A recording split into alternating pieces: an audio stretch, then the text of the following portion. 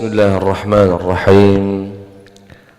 Assalamualaikum warahmatullahi wabarakatuh. Alhamdulillahi rabbil alamin. Wa sallallahu ala sayyidina wa maulana Muhammadin sallallahu alaihi wasallam wa ala alihi wa sahbihi ajma'in, amma ba'd. Jemaah sekalian yang dirahmati dan dimuliakan oleh Allah Subhanahu wa taala, alhamdulillah di pagi hari yang sejuk kembali Allah Subhanahu wa taala membangunkan kita, meringankan langkah kaki kita untuk bisa mengawali hari ini dengan sama-sama salat, dengan sama-sama bersujud kepada Allah Subhanahu wa taala. Semoga salat kita, doa kita, zikir kita dikabulkan Allah Subhanahu wa taala. Amin Allahumma amin. Salawat beriring salam tercurahkan kepada Sayyidina Muhammad sallallahu alaihi wasallam. Hari ini hari Jumat, hari yang spesial. Kita perbanyak salawat kepada Rasulullah sallallahu alaihi wasallam sebagai tanda cinta, rindu dan terima kasih kita atas seluruh jasa dan perjuangan beliau. Semoga kelak kita semua mendapatkan syafaatnya yaumul qiyamah. Amin Allahumma amin. Jamaah sekalian yang dirahmati Allah Subhanahu wa taala, di penghujung bulan Sya'ban ini kita akan sama-sama mempelajari hal-hal yang berkaitan dengan hak orang tua, berkaitan dengan hak-hak orang tua yang wajib atau dianjurkan untuk kita sebagai anak menunaikannya. Dan sebetulnya ini kita bagi dua. Ini ada hak-hak orang tua semasa hidup, apa saja yang wajib dilakukan seorang anak jika orang tuanya masih hidup. Yang kedua adalah hak-hak orang tua setelah meninggal dunia. Setelah meninggal dunia. Sebetulnya urutan pasnya ya membahas hak-hak orang tua ketika masih hidup. Tapi kalau saya tidak salah, kalau melihat kanan kiri ini caknyo wong tuonyo lah yatim piatu gitu ya. Banyak yang sudah yatim ya, mungkin sedikit sekali mungkin di antara bapak-bapak yang masih. Jadi izin kami mengawalinya justru apa yang bisa diperbuat anak untuk orang tua yang sudah meninggal dunia. Apa bakti kita? Karena kadang begini Pak, kadang bahkan sering saya dengar dari beberapa orang mengatakan, ya Allah Ustaz, dulu ibu masih sehat, bapak masih sehat, kami belum sukses, kami masih pontang-panting cari kerjaan. Sekarang sudah ada rezeki lancar, orang tua sudah tidak ada. Termasuk bapak ayah kami itu yatim bapak, meninggal kakek kami bapak umur 4 tahun. Artinya yang membesarkan itu ibunya, nenek kami. Sempat terdengar di telinga kami ketika bapak waktu itu dapat rezeki beli mobil, terucap, ya Allah katanya, hambar rasanya mobil ini nenek kamu ndak nyicipi. Gitu. Ada rasa-rasa penyesalan itu terjadi, banyak dialami oleh, mungkin ada di antara kita yang menyesali itu. Tetapi dalam Islam untuk berbakti kepada orang tua alhamdulillah tidak berhenti saat orang tua saat hidup saja. Ya, ketika sudah meninggal pun kita masih diberikan pintu untuk menunjukkan, mempersembahkan bakti kita kepada kedua orang tua. Lalu apa saja Ustaz? Yang pertama,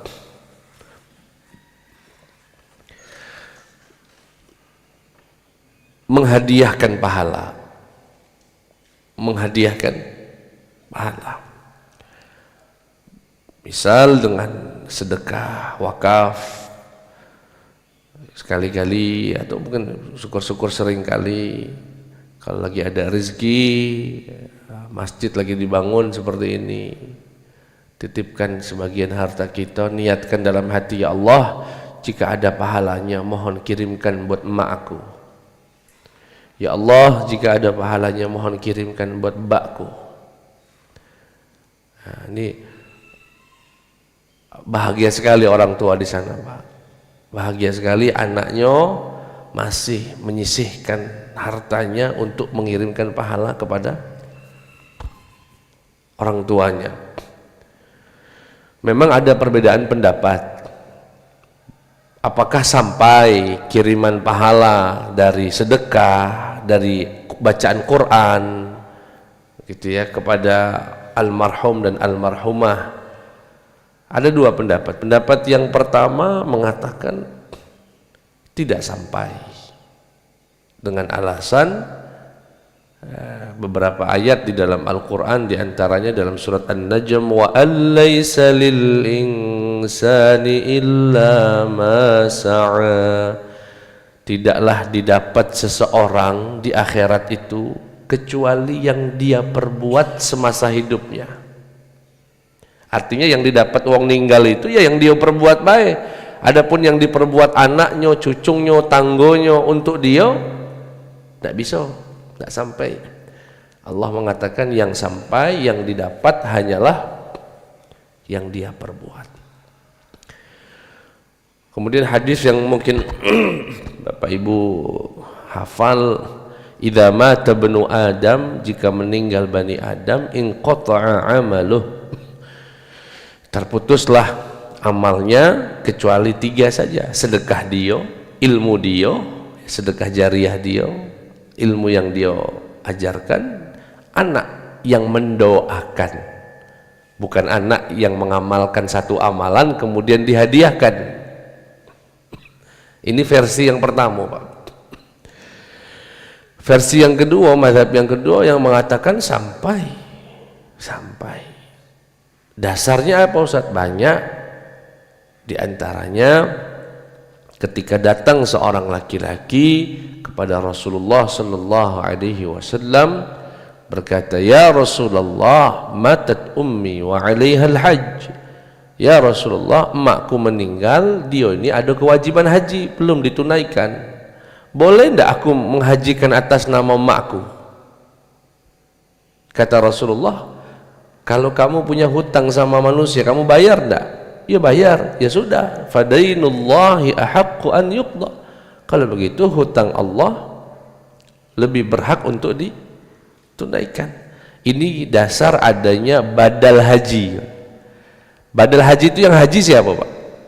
Anaknya, ahli warisnya. Pahalanya buat siapa? Buat wong tua. Ini dasar bahwasanya amalan itu bisa pahalanya buat yang sudah meninggal dunia. Ya ini perdebatan sebetulnya, diskusi, dan sah-sah saja Bapak nak milih yang mana. Tapi kalau saran kami, kalau kami boleh nunjuk saran, ya ambil yang sampai pahalanya. Kenapa? Pertama, husnudzon sama Allah. Yang kedua, memotivasi kita untuk berbuat baik. Yang ketiga, kalau memang sampai, Pak, misalnya di akhirat lagi Allah nyampaikan yang kamu perbuat selama itu sebetulnya tidak sampai, misalnya, ya sudah, tidak sampai. Tapi kalau dikatakan apa yang kamu hadiahkan semasa hidupmu untuk orang tuamu sudah kusampaikan, kata Allah, dan itu sampai, alhamdulillah. Artinya kita yang memilih pendapat sampai itu masih ada kemungkinan mendapatkan Tapi kalau yang dari awal sudah mengatakan nggak sampai, andaikan betul tidak sampai, ya dia nggak dapat apa-apa. Andaikan sampai, alangkah ruginya. Oh sayang nih ya nih kalau cauca itu sampai, ku sedekahkan buat emakku dulu dan lain sebagainya. Ya, jadi ini yang pertama yang bisa kita lakukan adalah menghadiahkan pahala. Yang kedua istighfar. Ya, istighfar, memintakan ampunan untuk kedua orang tua. Rabbighfirli wa liwalidayya warhamhuma kama rabbayani shaghira. Disebutkan dalam hadis Nabi Muhammad sallallahu alaihi wasallam, ketika orang tua di alam barzakhnya mendapatkan kucuran nikmat dan meninggikan derajatnya, kedua orang tua itu bertanya, wahai malaikat, dari mana ini? Alangkah seringnya kiriman pahala ini, alangkah seringnya kami ditinggikan derajatnya ini. Dari mana? Ini dari istighfar anakmu yang setiap ba'da sholat kita kirimkan, ya, yang setiap ba'da sholat kita kirimkan. Cuma mungkin saya izin untuk meluruskan saja terkait bagaimana cara membaca doanya. Ini kadang-kadang kan shoghiro, kadang sighoro, kadang robbayana, kadang robbauna, kadang yang mana Ustaz yang benar itu?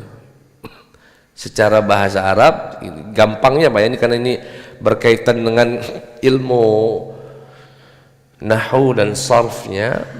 Intinya kalau bapak sendiri doa dewe, Rabbighfirli wali walidayya warhamhuma kama rabbayani, itu kalau sendiri itu ujungnya shaghira.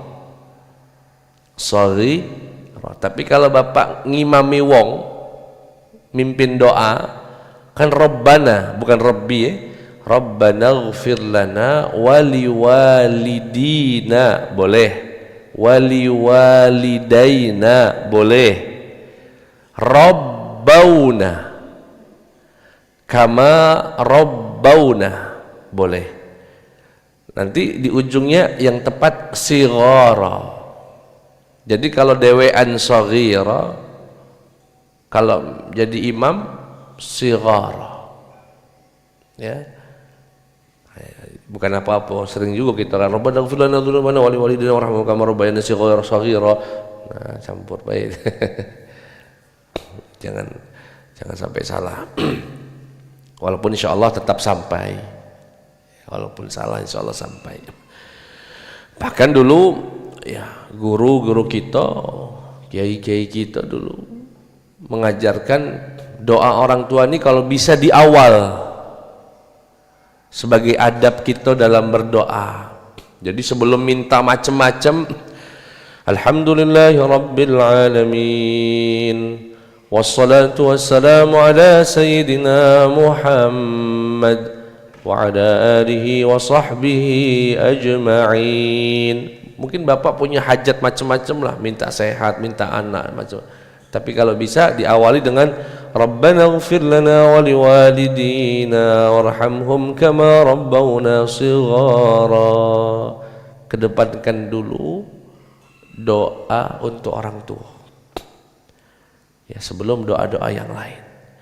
Ini adab saja ya, tidak juga sah atau tidak sah, adab saja baiknya ya, sebagaimana kami dapatkan dari guru-guru itu, agar doa kita kepada orang tua didahulukan, baru nanti bapak minta yang mano-mano silahkan.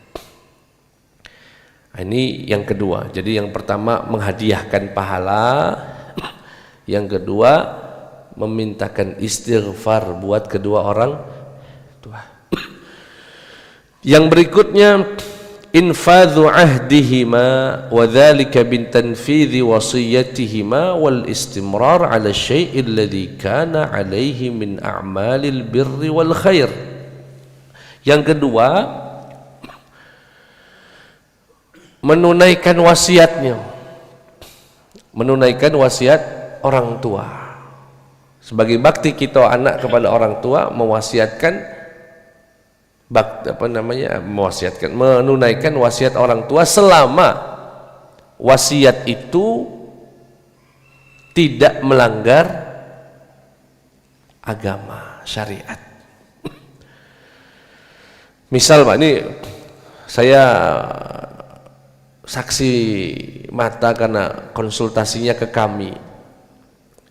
Ada seorang jamaah, ya Masya Allah, ini yang dia cerdas, mungkin dia mengaji dulunya di daerah sinilah, di daerah Dwi Kora sini. Dia manggil kami, Ustadz, izin Ustadz kalau ada waktunya baca ndak, kami silaturahim. Kata kami, ada hajat apa? Ada sedikit Ustadz rezeki untuk pondok. Oh, biar kami be yang datang Bapak Ibu. Kalau Ibu Saro lah sepuh, kami be yang datang ke rumah. Datanglah kami. Menunjuklah dia sedikit ya, atau lumayan ya, bukan sedikit. Bagi dia dikit, bagi kita lumayan. Dan dia cerita, anak-anaknya ada di situ. Ustadz, ini wasiat suami saya. Suami saya berwasiat, Bu, anak-anak, kalau kakek bapak meninggal dan kalian mau jual aset bapak, ada rumah, ada tanah, ada ruko, ada mobil, macam-macam, bapak ikhlas bagilah untuk waris kalian. Tapi bapak minta 1/5, baik.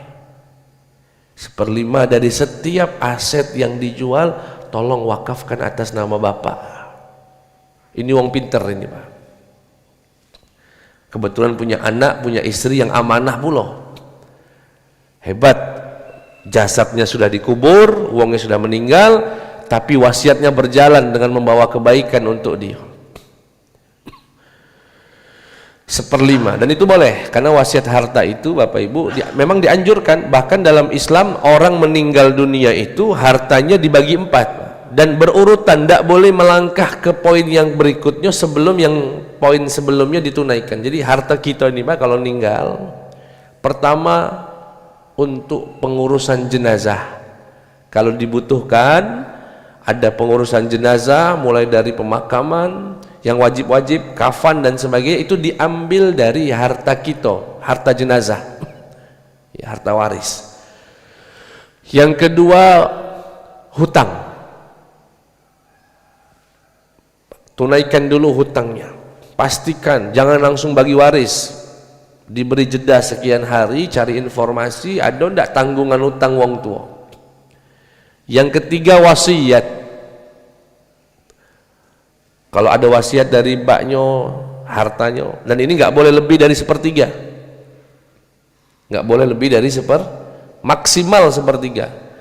Kalau masih ada sisa, barulah menjadi harta waris. Jadi harta waris itu di urutan terakhir. Jangan begitu ninggal besoknya bagi waris. Alangkah nemennya. Ya, nah kenapa ada syariat wasiat Ustaz? Kutiba alaikum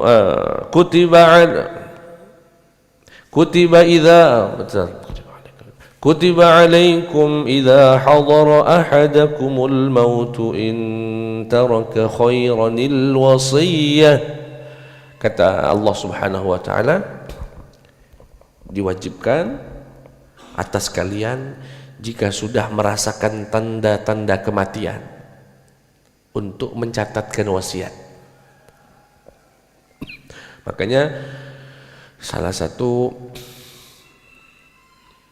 yang dianjurkan saat menjenguk orang sakit, ketika jenguk orang sakit, selain basa-basi nanya sini nanya sana, kalau kita yang datang yang jenguk itu melihat tanda-tanda ini caknya lah berat ini, bisiki Pak, tidak apa-apa Pak Haji, ada ndak wasiat yang nak ditulis, tulislah. Apa hikmahnya Ustadz? Mohon maaf Bapak Ibu, karena kalau harta tidak diwasiatkan itu, ya kita tidak tahu anak dan kakek itu apa harta kita itu. Kalau galau-galaunya untuk waris, kita nggak tahu anak ini untuk apa manfaatkannya. Wasiat ini untuk semacam menyisihkan buat bekal kita di akhirat. Titipkan, tapi tidak boleh lebih dari sepertiga. Suatu ketika Nabi Muhammad tiba menjenguk seorang sahabat bernama Sa'ad bin Abi Waqqas. Ketika itu sakit dan berkata, "Ya Rasulullah, hartaku banyak, anakku cuma sika. Boleh tidak aku wasiatkan galo, aku wakafkan galo untuk bekal aku akhirat?" "Jangan," kata Nabi. "Setengah ya Rasulullah?" "Jangan, banyak nian setengah itu." "Sepertiga ya Rasulullah?" "Oke, sepertiga, wathulutsu katsir." Dan sepertiga itu sudah banyak, cukup banyak. Kemudian Nabi menutup hadisnya dengan redaksi, "Antadhara warasataka aghniya." Meninggalkan keturunanmu dalam keadaan berkecukupan lebih baik daripada meninggalkan mereka dalam keadaan meminta-minta. Maksudnya kalau diwakafkan galo harta gitu ki ano saro. Tapi kalau kita wariskan semua juga khawatir anak-anak ini lupa kagak ndak ngirim apa-apa ke kita, lah sibuk dengan hidup dia masing-masing. Nah, sisipkan sepertiga, catat kalau perlu, wasiatkan sepertiga. Nah, ini contoh orang tua yang sangat. Jadi saya setiap beliau laku asetnya, kami dipanggilnya, nah, disisikannya sama istri anaknya 1/5 titipkan pondok atas nama beliau. Di tahun yang sama, tahun kemarin Pak, ada pula wong tua yang naudzubillah mungkin terlalu duniawi, terlalu tidak belajar agama, datang anaknya ke kami, anak kedua dari 10 bersaudara, lanang yang datang itu Pak. Dan ini wong sugih Pak, saya juga kaget ketika saya diminta untuk ngitung warisnya. Ya, kurang lebih asetnya hampir 100 M aset dia. Kaget aku kira paling berapa hampir 100. Tapi dia berkata begini Pak, si bapak ini, "Ustadz, tapi ada wasiat dari emak kami," kata dia. "Kami ini anak 10 Ustadz. Nah, wasiat emak kami apa? Sebelum meninggal emak ngomong, emak ndak ikhlas, ndak ridho dunia akhirat, harta mak dibagi untuk 5 anak, mak cuma ikhlas untuk 5. Jadi 10 itu Pak rupanya ada 2 geng, 5, satu kelompoknya 5, si kok 5. Nah, emaknya itu tidak ikhlas kalau harta warisnya untuk yang 5 ini." Astagfirullah, saya dengar kaget. Oh, udah nak ninggal masih pulau nitipkan bom itu apa namanya, nitipkan bom yang akhirnya memperpecah, bukannya mendamaikan. Damailah kamu orang, maaf-maafanlah, saling khilaf ya, minta maaf, yang tua maafin yang kecil minta maaf sama yang seharusnya. Ini nitipin pesen laju ribut 5 wong ini Pak. Kemudian nanya, kebetulan yang datang ini dari kelompok yang dapat seneng nih dia pikir kami akan mengiyakannya. Kata kami, wasiatnya batal, tidak sah. Karena kalau orang sudah meninggal dunia, dia tidak punya hak lagi nak bagi mana cara baginya. Itu urusan agama yang sudah menentukan kadar masing-masing. Anak itu tidak dapat waris, alasannya cuma 2 Pak. Membunuh wong tuanya atau murtad. Sudah. Kalau dia murtad atau dia yang menjadi naudzubillah, mungkin dia punya utang, emaknya enggak ninggal katanya, aku matikan baiklah, dimatikan. Ada yang saya itu Pak, naudzubillah min dzalik. Ya. Nah, ini yang dihalangi untuk mendapatkan waris. Nah, jadi cara bakti kita kepada orang tua adalah menunaikan wasiatnya selama wasiat itu tidak melanggar syariat. Kalau melanggar syariat batal, tidak perlu ditunaikan. Yang berikutnya, yang keempat, bakti seorang anak kepada orang tua yang sudah meninggal adalah melanjutkan kebiasaan baik wong tua. Melanjutkan kebiasaan baik. Mungkin wong tua kita dulu punya kebiasaan baik. Saya kemarin ngisi di daerah Bombaru, agak kesana dikit, apa namanya, Lemabang apa, orang Bugis, ngisi pengajian Pak, rame, tanggo-tanggo tuh datang enggak loh. Ketika disambutan dia ngenjuk tahu kami, Ustadz, sekedar tahu saja acara pengajian ini adalah warisan wong tua kami sejak tahun 50-an. Wong tua kami meninggal tahun 90-an, kami anak-anak sepakat untuk melanjutkan pengajian bapak kami ini. Bukan ustadz, bukan, dia wong sugih yang ustadznya dari luar dia. Dan ini sampai sekarang sudah berapa, hampir 50-an tahun itu Pak, dilanjutkan sampai hari 70 kalau dia 50 tahun. Masya Allah, pahalanya masih ngalir. Kalau bapak kenal, ada ulama besar dari Tangga Buntung namanya Abu Bakar Bastari, mungkin udah agak lama memang Pak. Itu salah satu pendiri UIN YIN sini Pak. Itu ada rumahnya di daerah Suro itu Pak.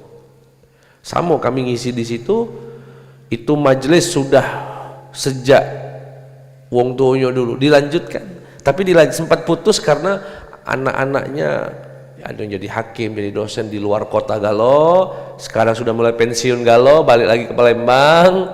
Setelah balik ke Palembang, mereka sepakat untuk melanjutkan majelis emaknya dulu. Nah, ini cara bakti seorang anak sama wong tua, melanjutkan kebaikan-kebaikan yang dulu biasa dilakukan wong tua. Apakah bentuknya sedekah, apakah bentuknya majelis taklim, apakah bentuknya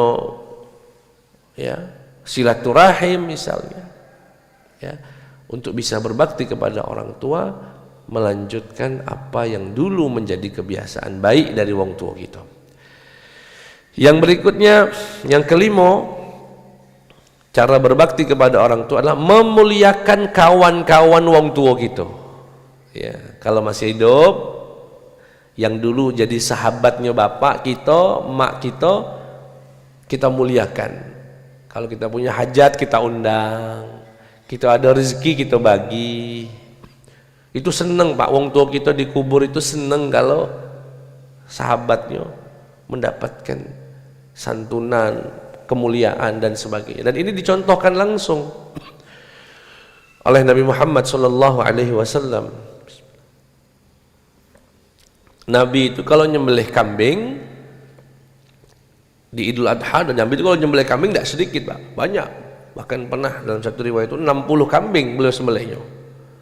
Setelah nyembelih, beliau itu pesan sama yang motong-motong daging, kaki aku minta bagian tertentu dari setiap kambingnya. Sahabat agak heran, alangkah banyaknya Nabi ngumpulkan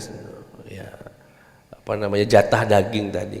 Ditanyalah sahabat, untuk siapa ya Rasulullah? Untuk kawan-kawan almarhumah istriku Khadijah. Istriku Khadijah. Artinya apa itu Pak? Cara berbakti sama orang yang sudah meninggal itu adalah berbuat baik, memuliakan siapapun sahabat yang dulu menjadi sahabat daripada almarhum tersebut, apakah orang tua, apakah istri kita. Jadi Nabi itu dulu dicatat nian Pak, siapa yang suka datang ke rumah ngobrol sama wong rumahnya, atau wong rumahnya suka datang silaturahim atau majelis taklimnya, siapa kawannya dulu di majelis, dicatatinya. Ini orang-orang di antara orang yang berhak mendapatkan santunan atau kemuliaan, kebaikan kita. Bahkan di sini ada cerita menarik Pak, dari sahabat Ibnu Umar. Ibnu Umar ini siapa Pak? Nama aslinya Abdullah bin Umar. Abdullah bin Umar ini anaknya Umar bin Khattab. Umar bin Khattab itu selain sahabat Nabi juga mertua, karena Nabi menikah dengan putrinya bernama Hafsah. Jadi Hafsah itu putrinya Umar. Jadi Abdullah bin Umar ini siapanya Rasulullah Pak? Selain sahabat, ada ipar, iparnya Rasulullah. Wa qad laqiya Ibnu Umar a'rabiyan bi tariqi Makkah. Suatu ketika sahabat Ibnu Umar ketemu orang Arab Badui di jalan menuju Mekah. Sahabat Ibnu Umar ini kan sahabat dari kalangan anak-anak, Pak. Jadi Nabi sudah meninggal, sahabat Umar sudah meninggal, Abu Bakar sudah meninggal, dia masih hidup. Ya, karena dulu di zaman Nabinya masih anak-anak. Yani di sigharus sahabah, sahabat-sahabat kecil yang sekarang sudah sepeninggalan Rasulullah, sepeninggalan Umar. Dia menjadi ulama besar ya untuk para tabi'in, untuk generasi berikutnya. Suatu ketika sahabat Ibnu Umar ini ketemu orang Badui di jalan menuju Mekah. Kata Umar, "Cak kenal aku wong ini. Wajahnya tuh ndak asing." "Assalamualaikum," kata Umar. "Waalaikumsalam." "Oh iya nian," kata saya. "Kenal aku wong ini." Langsung, Pak, sini. Napa? "Naik onta aku bae, jangan jalan kaki, naik." Faraka wa hamalahu ala himarin kana yarkabuh. Dinaikkanlah wong Badui, wong kampung, Pak, untuk naik ontanya atau untuk naik keledainya sahabat Ibnu Umar. Tidak hanya itu, Pak, imamah apa namanya, sorban yang dipakai Pak Haji Najib ya, dilepas, dipakaikannya ke dia. Oh, senangnya, Pak, bukan main, dipakaikan imamah seorang sahabat Nabi, ulama besar di zaman itu. Murid-murid sahabat Ibnu Umar ini agak heran. Katanya, "Faqulna lahu aslahakallah innahumul a'rab wa innahum yardawna bil yasir." Alangkah nemennya, wahai guru, ini nih wong kampung, wong Badui, njuk dikit bela seneng. Kalau dinjuk keledai, dinjuk imamah, maksudnya mungkin bahasa Palembangnya itu ya, nemen nih. Alangkah besarnya ngasih dia itu, sudahlah, njuk dikit baik sudah seneng dia nih. Apa kata sahabat Ibnu Umar? Kamu tahu nggak li Umar Ibn Al-Khattab? Tahu enggak kamu? Wong tuanya dia ini, bapaknya orang Arab ini, orang Badui ini, adalah kawan bapakku. Kawan bapakku, yang kawannya Umar bin Khattab. Dulu bapaknya dia ini kalau ke Mekah nak jualan, mampir ke rumah kami. Dia masih kecil, aku kenal wajah dia nih. Sehingga sahabat Umar kemudian berkata, dan aku pernah mendengar Nabi Muhammad sallallahu alaihi wasallam bersabda, "Inna abarral birri silatul waladi ahla wuddi abihi ba'da an yuwala." Cara berbakti kepada orang tua yang sudah meninggal adalah berbuat baik dengan siapapun yang dulu punya hubungan baik dengan wong tua. Jadi Ibnu Umar kenapa sebegitu baiknya sama orang ini, ingin berbakti sama Umar, sama bapaknya. Bagaimana cara dia berbakti kepada sahabat Umar bin Khattab? Dengan terus berbuat baik kepada siapapun yang punya hubungan baik dengan Umar. Ya. Nah, ini luar biasa ya, Pak ya. Adab akhlak yang luar biasa sekali. Masih kadang-kadang cuek, wong tua tidak ngenjuk tahu ke anak-anaknya siapa kawan-kawannya, ada tamu kawannya, anaknya selonang-selonong baik masuk kamar sudah. Atau anak yang tidak mau cari tahu. Padahal bagus sekali kalau kita misalnya, "Pak, itu siapa, Pak?" "Oh, itu kawan Bapak." Sini, misalkan kita sebagai wong tua, "Nah, sini, kumpul sini. Kenalkan, ini kawan Papa dulu, saya ini. Kita berjuang bersama dulu." Oh, iya. Ingat kita, Pak. Siapa tahu nanti ketemu dan lain sebagainya. Ya. Ini tugas orang tua juga untuk memperkenalkan, menyambungkan silaturahim dengan siapapun. Yang terakhir, menyambung silaturahim dengan siapapun yang dulu punya hubungan silaturahim. Maksudnya kalau tadi yang poin sebelumnya yang ke-5 tadi adalah menyambung silaturahim dengan sahabat, ini menyambung silaturahim dengan kerabat. Ya, dulur-dulurnya, mamang kita, wak kita lah. Ya, alhamdulillah kalau aku jengok di Sumatera ini kita, alhamdulillah kalau ada hajatan kita cari wong yang paling disepuhkan di lingkungan keluarga kita. Nah, itu cara berbakti sama orang tua, bukan musuhi, malah musuhi uaknya. Ya, uaknya musuhi ponakannya. Na'udzubillah min dzalik. Baik, demikian jamaah sekalian yang bisa kami sampaikan. Itulah cara bakti kita kepada wong tua setelah meninggal dunia. Saya yakin sebagian sudah diamalkan, tapi mumpung hayat masih dikandung badan, diteruskan, dilanjutkan, insya Allah. Demikian, kalau ada yang ingin ditanyakan dipersilahkan, Pak. Assalamualaikum warahmatullahi wabarakatuh. Waalaikumsalam. Pertanyaannya, Ustaz, ada juga informasi bahwa seorang anak itu melakukan amal ibadah yang menghasilkan pahala, otomatis itu sudah apa bahasanya, terkirim atau tersampaikan kepada orang tuanya. Tapi ada tadi uraian dari Ustaz bahwa yang kita niatkan juga setiap melakukan pahala tersebut. Gimana Ustaz? Ada dua pilihan tersebut. Makasih. Ustaz, apakah betul ada kalau kita beramal itu secara otomatis untuk orang tua, ataukah butuh diniatkan? Pertama begini, ada pahala yang tidak bisa dihadiahkan. Sholat itu tidak bisa. Sholat zuhur, ya Allah, pahala zuhur ini untuk orang tuaku, tidak bisa. Tapi orang tua dapat tidak? Dapat secara otomatis. Jika, nah ini syarat yang keduanya. Apa ini? Jika dulu orang tuanya mendidik itu. Kalau orang tuanya tidak pernah nyuruh sholat, abai dengan anaknya, anak itu sholat dengan kesadaran sendiri misalnya, tidak dapat orang tua. Makanya penting bagi kita, Pak, sering-seringlah ngobrol dengan anak, sampaikanlah pesan-pesan kebaikan.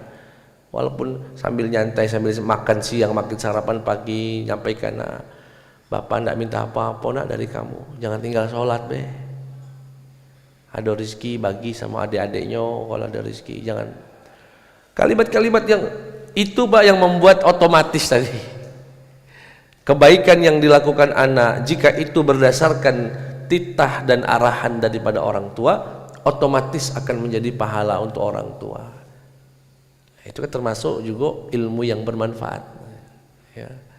Tapi kan tidak sedikit dari orang tua itu yang ngobrol baik sama anaknya, tidak.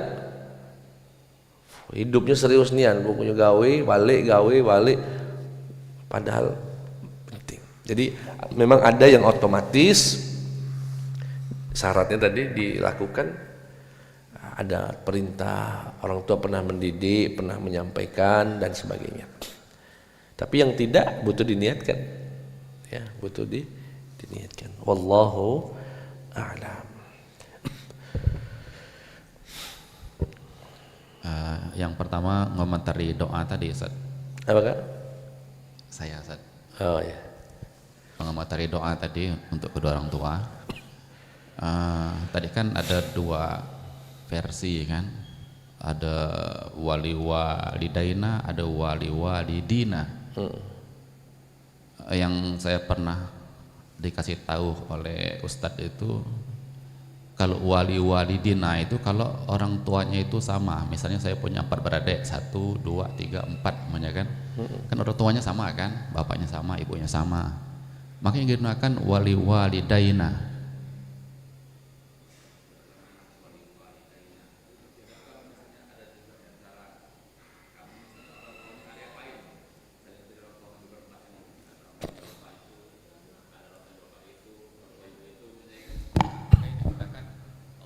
Lana wali walidina.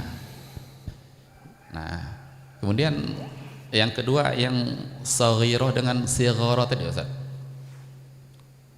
Apakah sighara merupakan jamak dari saghira, Ustaz? Karena seakan-akan itu merupakan masdar dari fi'il dengan wazan fa'ala yufa'ilu fi'alan, saghara yusaghiru sigharan, apa seperti itu Ustaz.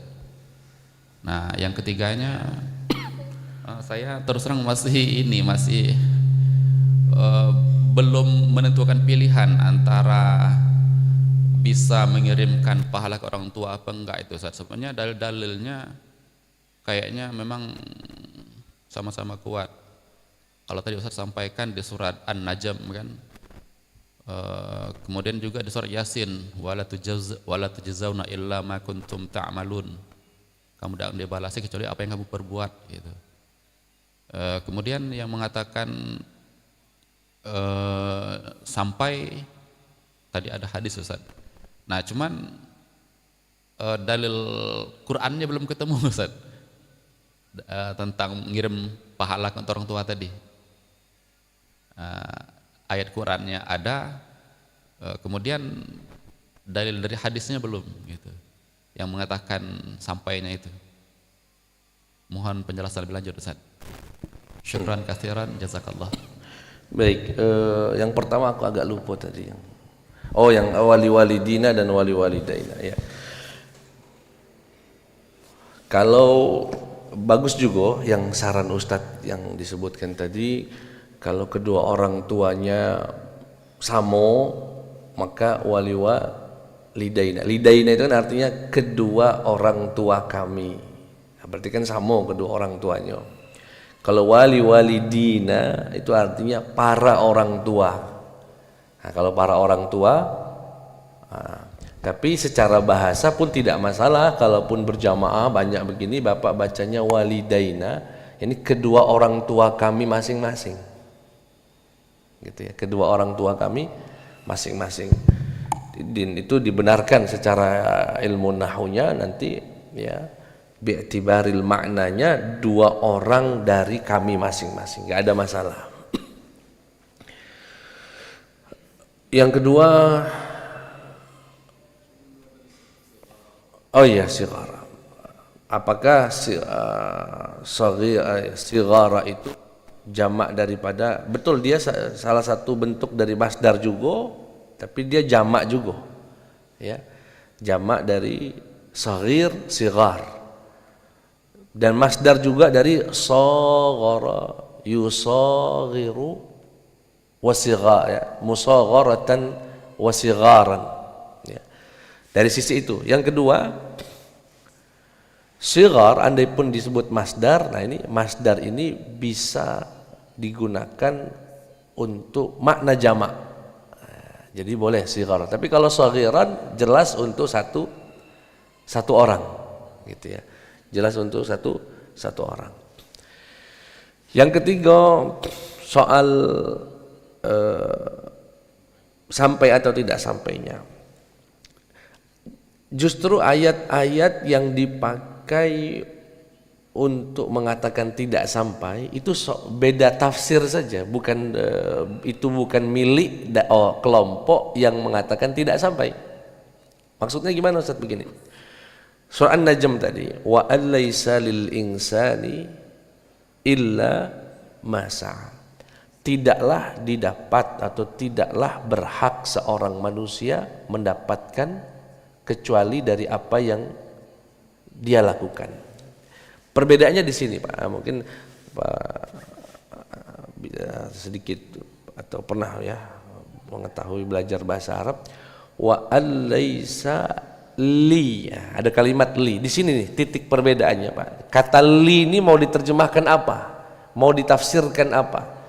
Kalau diartikan mendapatkan, ini tidaklah seorang manusia mendapatkan kecuali apa yang dia pernah perbuat, maka ini menjadi dalil buat kelompok yang mengatakan tidak sampai. Karena berarti yang dia dapat nih, wong ninggal nih tidak dapat kecuali yang dia usahakan saja. Tetapi lam itu dalam ilmu nahwunya juga, khususnya dalam huruf ma'ani, itu bimakna istihqaq. Istihqaq itu artinya berhak. Artinya terjemahnya gimana? tidaklah seseorang berhak mendapatkan sesuatu kecuali dari apa yang pernah dia perbuat di dunia. Apa dampak bedanya makna mendapatkan dengan berhak? Kalau mendapatkan berarti semua sumber nggak bisa dia dapat kecuali dia yang pernah dia tapi kalau berhak itu kan artinya apa sih Pak? Berhak itu hak dia kan Pak. Kalau saya misalnya sebagai PNS yang saya berhak apa Pak setiap bulannya? Gaji. Tapi bonus boleh nggak saya ini dikasih bonus? Si pegawai ini ya setiap awal bulan berhak mendapatkan, dan itu saja yang boleh dia tuntut dari bosnya. Tapi apakah itu menghalangi dia mendapatkan bonus? Enggak. Tapi bonus itu bukan hak dia. Dia nggak bisa nuntut. Nah, wong ninggal ini yang bisa dia tuntut ke Allah itu hanya haknya baik. Ya Allah, aku pernah sholat, aku pernah sedekah. Tapi dia nggak bisa nuntut, ya Allah anakku, nggak bisa. Tapi dia dapat bonus? Bisa saja. Nah, ini tafsirannya Said Muhammad. Said Muhammad mengatakan lam pada ayat itu untuk istihqaq, menunjukkan keberhakan. Kiriman pahala bukan hak dia, tetapi tidak menghalangi dia mendapatkan.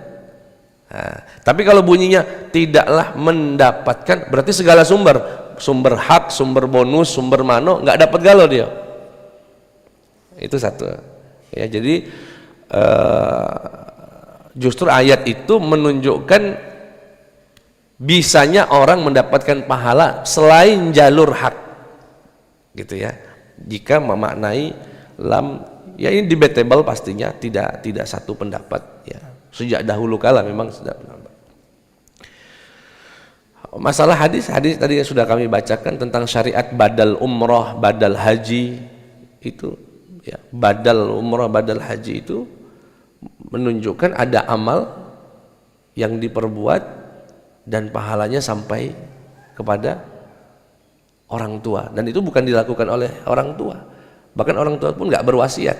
Dia meninggal, dia tahu maknya ini mampu haji cuma nggak berangkat ninggal. Anaknya boleh tidak menghajikannya? Kata Rasulullah boleh.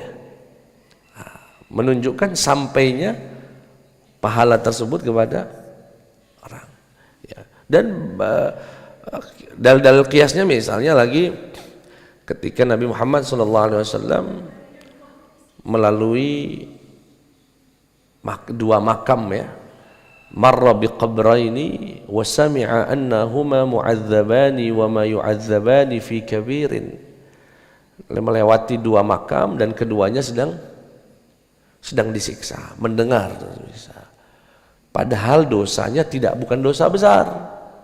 Dosanya karena siko kalau kencing tidak cebok, yang siko suka keliling-keliling nyebarkan fitnah.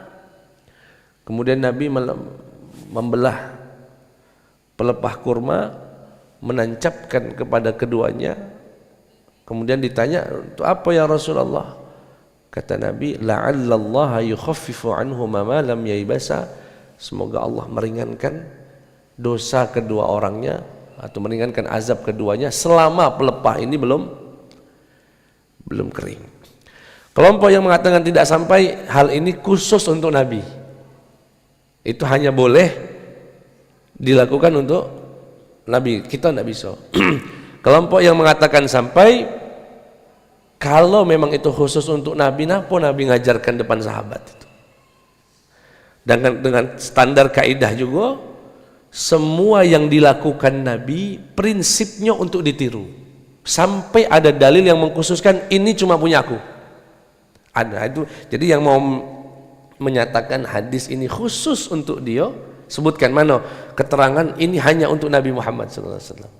Nah, kelompok yang mengatakan ini diajarkan oleh para sahabat mencoba mencari illahnya, mencari alasan apa hubungan pelepah kurma dengan diringankannya azab itu apa? Hubungannya apa? Kemudian sampai kering, artinya kalau masih basah pasti, kalau udah kering sudah stop. Apa hubungannya?